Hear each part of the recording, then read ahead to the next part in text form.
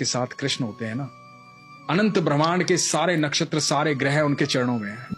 ये नक्षत्र खराब है, ये ग्रह खराब है। तो ये वाक्य जो मैं बता रहा हूं ना, ये ध्यान से सुनिए। तो हुआ यूं कि जब भगवान 5 जगह मांगने आए थे कौरवों से, कहा था कि 5 जगह दे दो, पांडव आराम से रहेंगे, तुम आराम से रहना, कोई झगड़ा, कोई विवाद, कोई युद्ध नहीं। तो शकुनी ने दुर्योधन को कहा कि सुयोधन, इसे बंदी बना लो, ये उनका फेवर लेके आया। दुर्योधन ने ऐलान कर दिया कि बंदी बना लो। अब ठाकुर जी को कौन बंदी बना सकता है? तो पहली बार ठाकुर जी ने अपने जीवन काल में पहली बार वो ऊर्जा दिखाई थी, वो लाइट दिखाई थी कि मैं हूं को।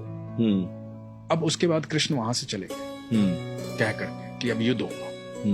और धृतराष्ट्र ने राज ज्योतिषी को बुलाया ये जानने के लिए कि क्या होना चाहिए, क्योंकि उन दिनों एस्ट्रोलॉजी बिल्कुल, और आप सोचिए उस समय कितने प्रखंड पंडित होते हों, प्रखंड बहुत, मतलब बहुत ग्रह नक्षत्रों की दशाएं कैसे बता देते हों। बिल्कुल बिल्कुल। तो राज ज्योतिषी को बुलाया, राज ज्योतिषी से पूछा कि क्या करना चाहिए बताओ। तो राज ज्योतिषी ने कहा कि महाराज, सुयोधन की कुंडली में राजयोग, कोई हरा ही नहीं पाएगा, निश्चित तौर पर विजयी होंगे, निश्चित तौर पर राजा बनेंगे, आप युद्ध करो। और सिर्फ इस बात पर युद्ध का ऐलान हुआ और युद्ध शुरू हुआ।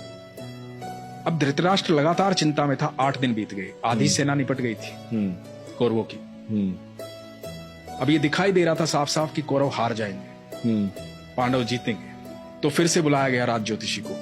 धृतराष्ट्र बैठे हुए हैं, महात्मा विदुर बैठे हुए हैं, और राज ज्योतिषी को पूछा गया कि भाई ये क्या हो रहा है? तो कह रहा था कि सुयोधन राजा बनेंगे। अब तो 8 दिन बीत गए, आधी से ज्यादा सेना निपट चुकी है हमारी। तो पता है राज ज्योतिषी ने क्या कहा था? कि वहां कोई है जिसने नक्षत्रों की दिशाएं बदल डाली, कोई है जो समय और परिधि से परे है, कोई है वहां। तो विदुर ने कहा था कृष्ण है वहां।